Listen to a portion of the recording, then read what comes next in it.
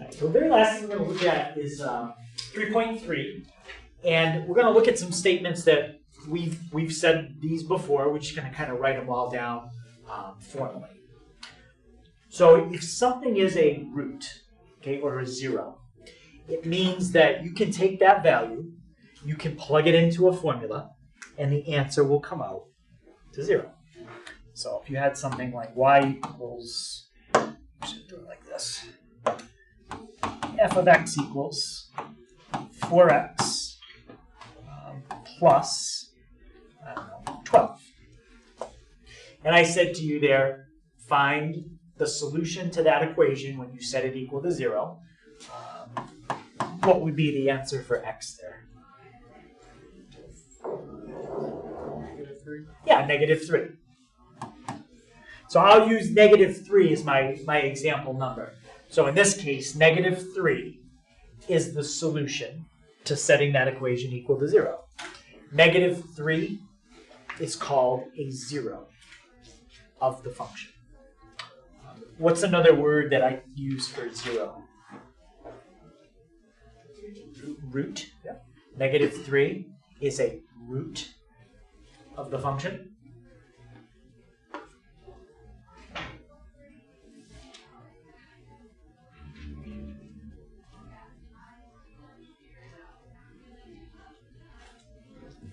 And now, here's the really important one.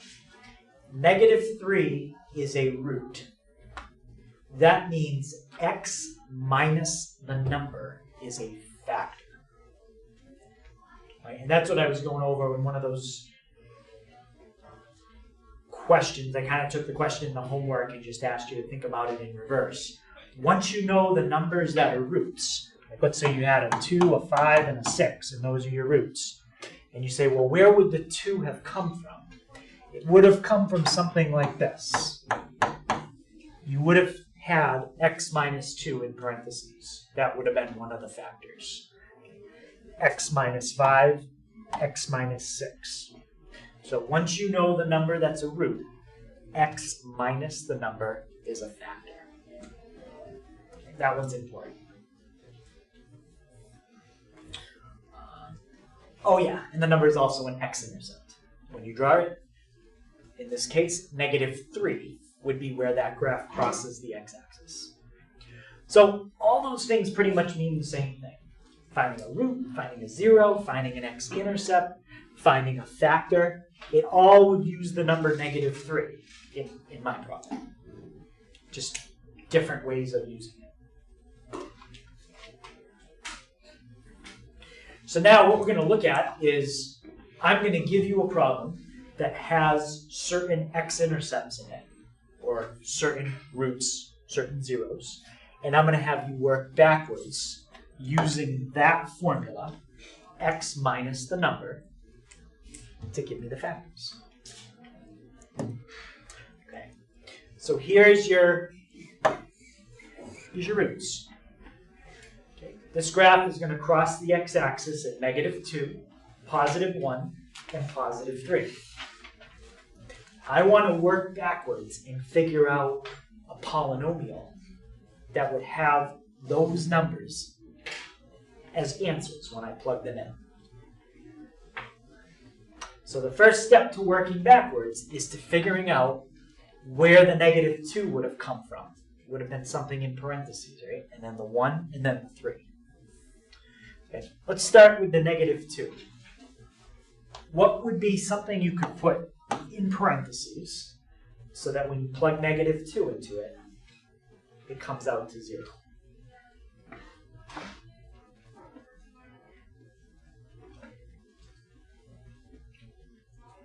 X plus 2. Yeah, you'd have to have x minus your root. In this case, x minus -2. So the -2 would have come from a factor like this. Where would the 1 have come from? Yep. X -1. It would have had to have come from something that factored as x minus 1. And then what about where would the 3 have come from? Yep. Just x minus 3. It would have come from something that factored as x minus 3. So we're starting to get a polynomial. The only thing we have to do now is we have to multiply all that out. Okay. So what I'm going to do for now is I'm going to forget about the one at the end, and I'll just boil together the first two. Okay. What's x times x? X squared. X squared. X times negative 1? Negative x. Negative x. And then x times 2? 2x. 2x. What's a negative x? Plus 2x. X. Yep, just x. And then 2 times negative 1? Negative 2. Negative 2. So there's the first two sets of parentheses multiplied together. We still have one more.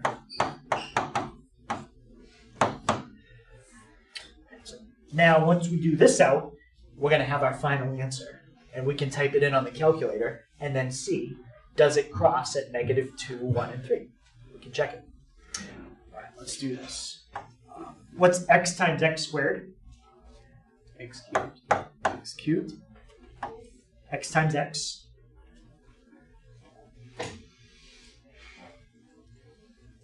Yep. X squared. X squared. X times negative 2.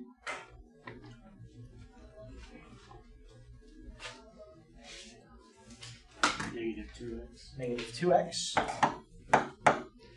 Now do the negative 3. What's negative 3 times x squared?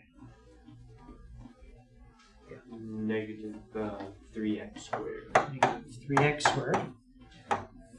Negative 3 times x gives me negative 3x. And negative 3 times negative 2. Positive 6. Plus 6.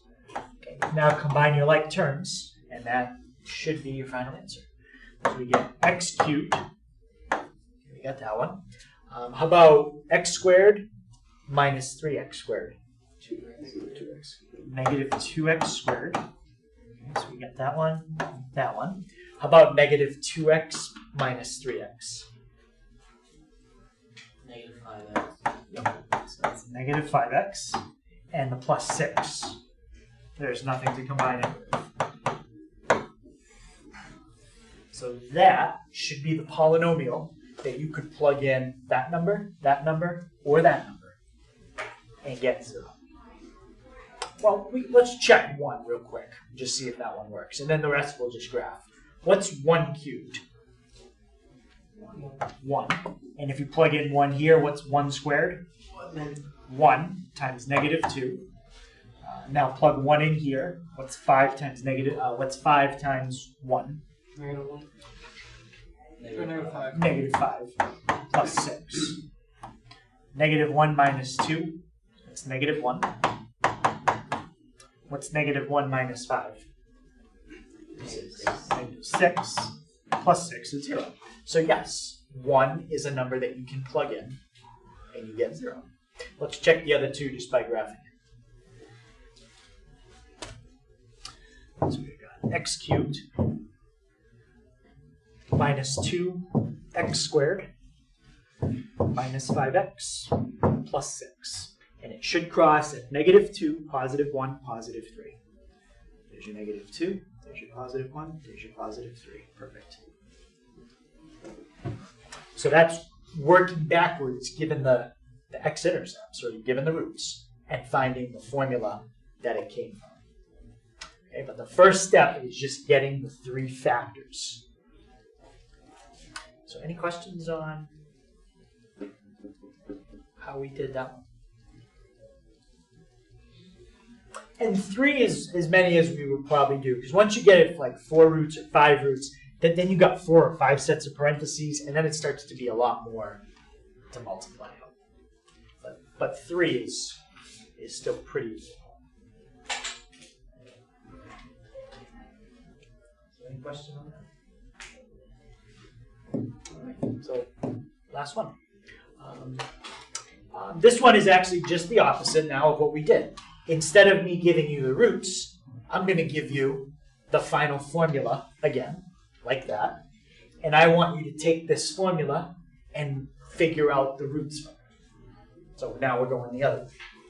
And the hint I'm going to give you is to use factor by grouping. Okay, you have to factor. Now, that last problem we did, I don't know if we could go backwards with what we know right now. Maybe not. This one, no, I'm not sure you could go backwards on that one. But this one you can, because the numbers are going to work out nicer. So factor by grouping means to look at the first two terms, factor out whatever you can, and then look at the second two terms and factor out what you can from those. Let's look at the first two. Did anybody see what those first two terms have in common? Yep, x squared. X squared. So we are going to factor x squared out just from the first two. If you do that, what does it leave you with? X plus 2. X plus 2. Now, the goal with factor by group is when you factor what you can out of the last two terms, you end up with another x plus 2. That's what has to happen. If it doesn't, you can't do this. All right, so does anybody see what number, or what, yeah, it's going to be a number that both of those have in common? Yeah? -2. Okay, so they do have a -2. Anything bigger than that? -4. -4, yeah. Okay, so let's see what happens. If you factor a -4 out of a -4x, what's left?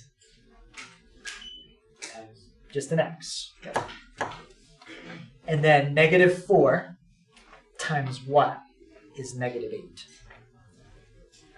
2. 2. So that's the first step.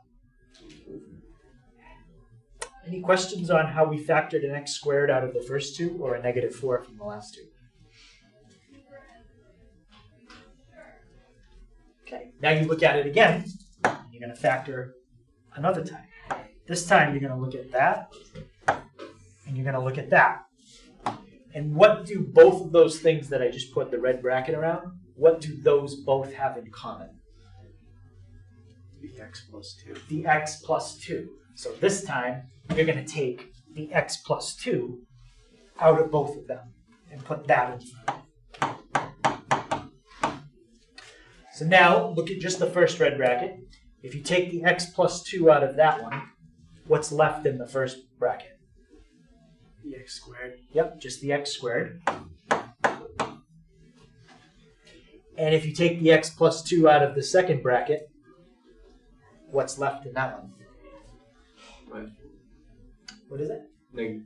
Yep, -4.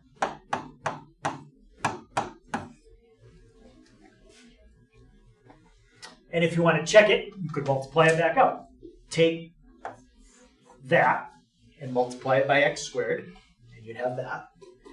Then take x plus 2 and multiply that whole thing by -4. And that's the second one. All right, now, this one is something I mentioned earlier. It's a difference of what?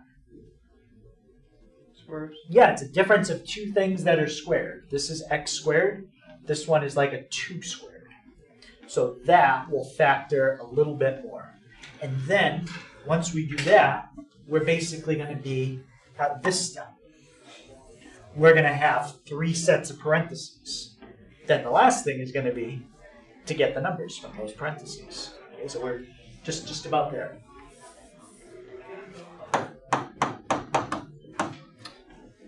Okay, let's factor the x squared minus 4.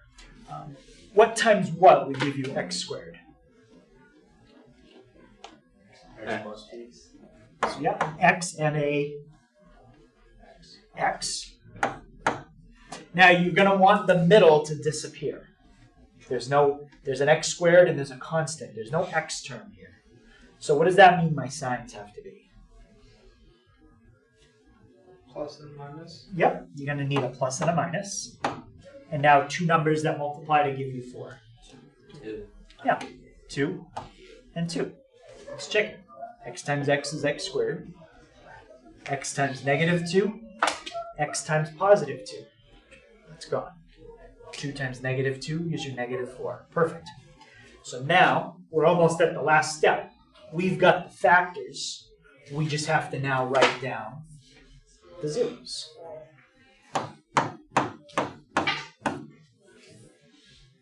Okay. So what value would you plug into x to make the first factor 0? Negative 2. Negative 2. What value would you plug in for x to make the second factor 0? Negative 2. You do not have to write it twice. Once you write down that negative 2 is an answer, you don't have to tell me that it's a repeated answer. You just have to say it's an answer. So negative 2, negative 2. And what would you plug in for x? 2. So if we graph this one, where is it going to cross the x-axis?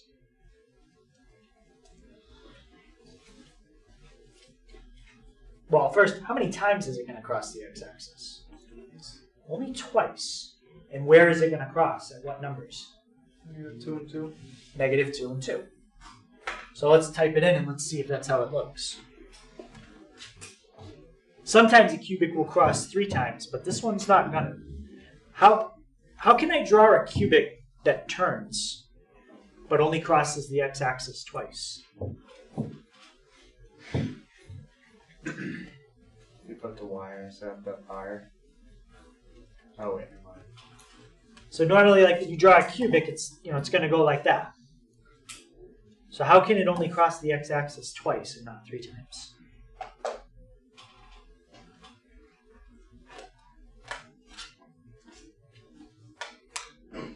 Because this one's only going to cross twice at 2 and negative 2. Yeah. You can move it so it only touches like the bottom of that bottom loop. Yeah, you could have something like if this was your graph, you could have something like this. Oh, I didn't draw it straight, but you could draw it so that this bottom part just touches it and then goes back up, and that's exactly how you get 2 answers. Okay. And let's see what ours looks like. It's going to look something like that. Okay. So in this one, it crosses at 2. And negative 2 was the answer that repeated, and it just came up and it touched the graph and it went back down. All right, so perfect. Okay, so that's taking a polynomial, factoring it and getting the roots.